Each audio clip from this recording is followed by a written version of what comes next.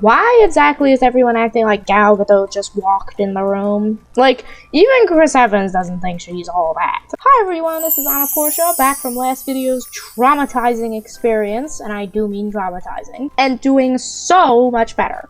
So, thank you for asking all you concerned people for me. Nobody was concerned. Quiet. Anyway, so if you missed that one, you could check it out when you're finished with this video. If you like to watch me gradually go insane, that is. Now, today we're going to be talking about Captain America, which is one of my favorite... What? Who? Wizard? How many times have I told you not to mess with the slides? Nah, I thought it was funny. Well, it's not. There. Now, we're talking about this Captain America. So, without further delays, let's watch Captain America.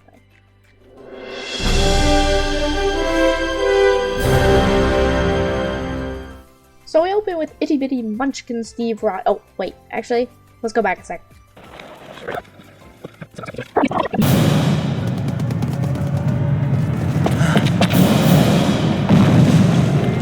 Jag kommer för att ta det! Det har de gjort för... Det finns det aldrig. So, you're introduced to the main villain of this film, Joanna Schmidt. Johann Schmidt.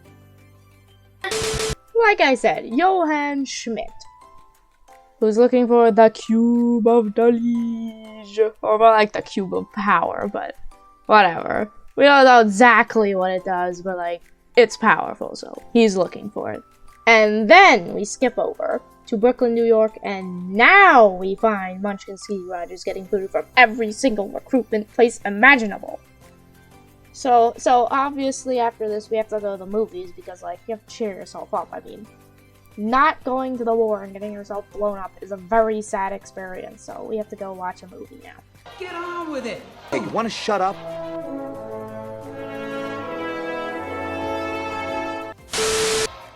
Together with allied forces, we'll face any threat, no matter the size.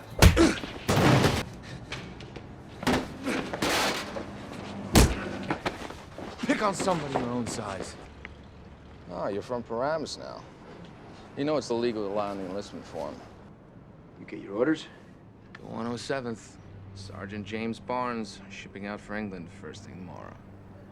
So, as was just clearly stated, this is Bucky, whom is Steve's best, I'm assuming only friend, but that last part is just speculation. So anyway, it's time to go to a fair now. I love fairs! I'm all ready to go in my disco suit. But we're not going to a fair, they're going to a fair.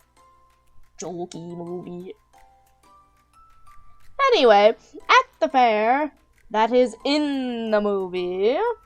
Ladies and gentlemen, what if I told you that in just a few short years... What a jerk! She looks so disdainful of those peanuts. It's like, what do those peanuts ever do to you anyway?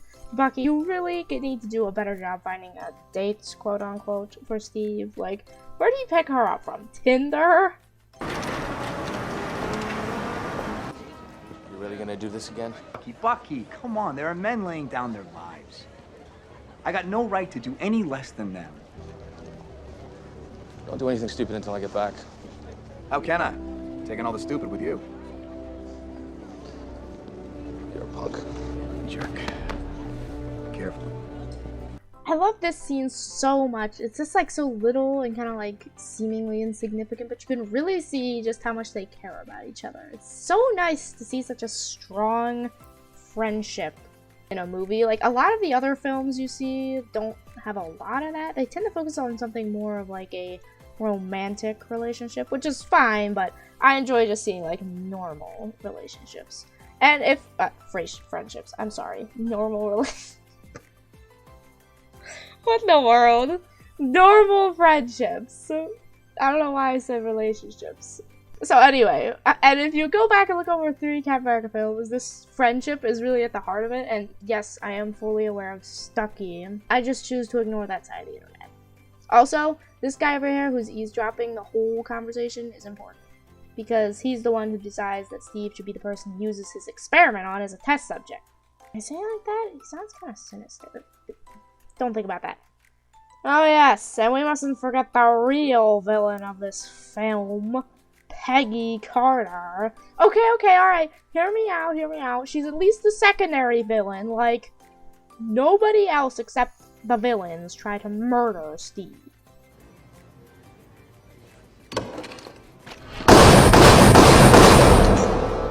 If that's not villainy, I don't know what is.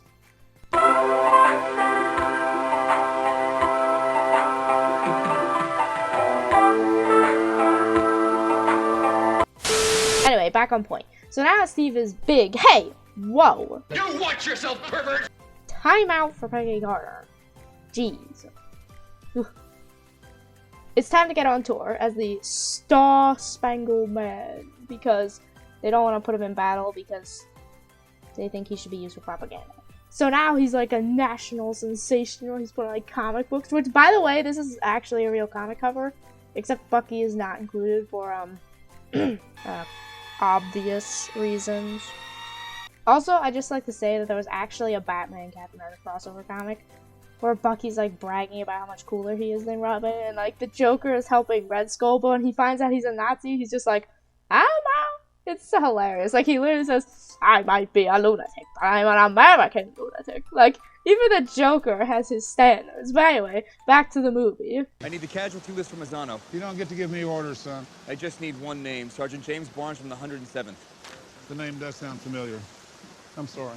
What about the others? 30 miles behind the lines, through some of the most heavily fortified territory in Europe. We'd lose more men than we'd save. If I read the posters correctly, you got someplace to be in 30 minutes. Yes, sir. I do. Well, that sells it. If Bucky's captured, you gotta go. You gotta go. Immediate stamp of approval, right there. The president personally sends you a message to go rescue Bucky. He's that important. He's a national treasure. It's me. It's Steve. Steve, come on. Steve. Oh yeah, he's not dead.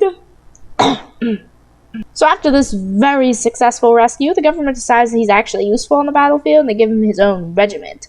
And also, like, right here, Bucky looks so overjoyed 1 second, and then, like, looks so peeved in the background. Anyway, he's like, what? I'm not getting any attention.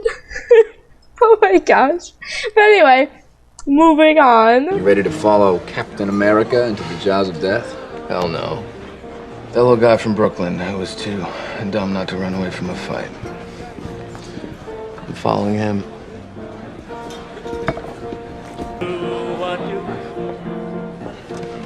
What? What's everyone staring at? Oh. Her. Captain. Agent Carter. Why exactly is everyone acting like Gal Gadot just walked in the room? Like, even Chris Evans doesn't think she's all that. You should get a pretty hot co-star, you know. Yeah, sure Haley's did. smoking, huh? Oh, I thought you meant Sebastian. Oh, Stan. sorry, yeah. This is awkward.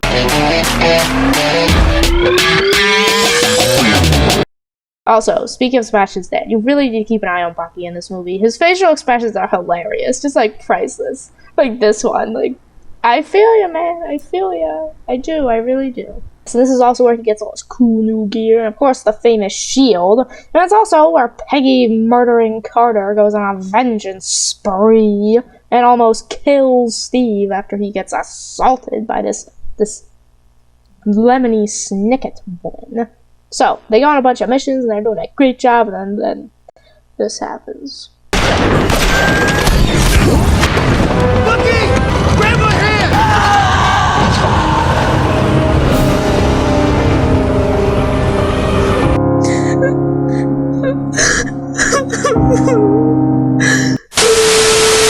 That's it! I'm calling for blood! We're going for blood revenge right here! Sorry, got a little carried away there. Anywho, so Steve comes up with a plan to infiltrate Red Skull's evil base where he and his team go and blow up all the bad guys. And then Red Skull dies, but Steve has to crash Red Skull's evil plane that was going to drop bombs in like every major city of the Allies, so he dies, allegedly, and then wakes up in modern times New York at S.H.I.E.L.D. headquarters, and then credits roll. So obviously this has not been my first viewing of this film, and it is actually one of my favorite movies. And I think it's just so underappreciated, especially amongst the MCU canon. all the characters are really good except for certain people.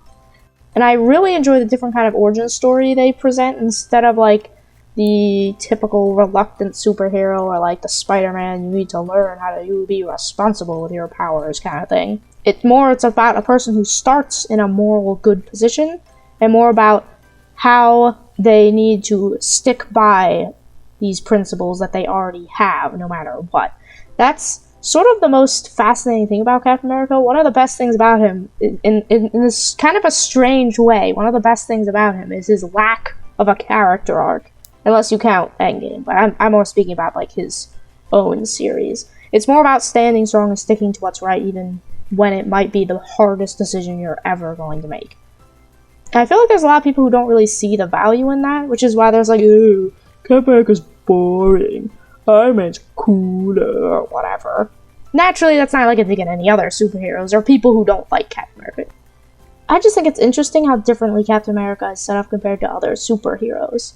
Another thing I would like to point out is this movie did like a phenomenal job in showing us not only who Steve is and what his driving force is, but also it sets up his friendship with Bucky really, really well, which is, spoilers, very important later in the trilogy. And I feel that a lot of recent superhero origin stories are missing these quiet, character-focused moments as of late. It's more about, ooh, big explosion, or ooh, look, shiny boss fight, or whatever else the studio executives decide must be in the film. So, those are my thoughts on the movie, and as always, Wizard, take it away. So in this film, there's a tiny guy who wants to be important, but he's not. So he gets pumped by steroids out of the friend zone, and there's this big junky red guy who wants to blow up the world, but obviously the goodies can't let that happen, so they have to stop him. And steroids red friend dies, which has fun girls crying on the blankets. I'm not a fangirl. Pretty sure you are. What? Me? Don't be ridiculous. Oh, yo, I didn't see you bawling your eyes out over Dr. Einstein's death. That's Erskine, and that's because whatever. Anyway, and then the bad guy is Indiana Jones to death, and that's the end of the movie. It was boring, except at the end where there are lots of explosions. Too much talking and not enough action. Or disco, for that matter. What is it with you and disco, anyway? I like it, that's why! This film gets a 2-star on my stinkometer. Well, there you have it. If you like this video, like and subscribe, and thank you so much for watching, and have an awesome rest of your day.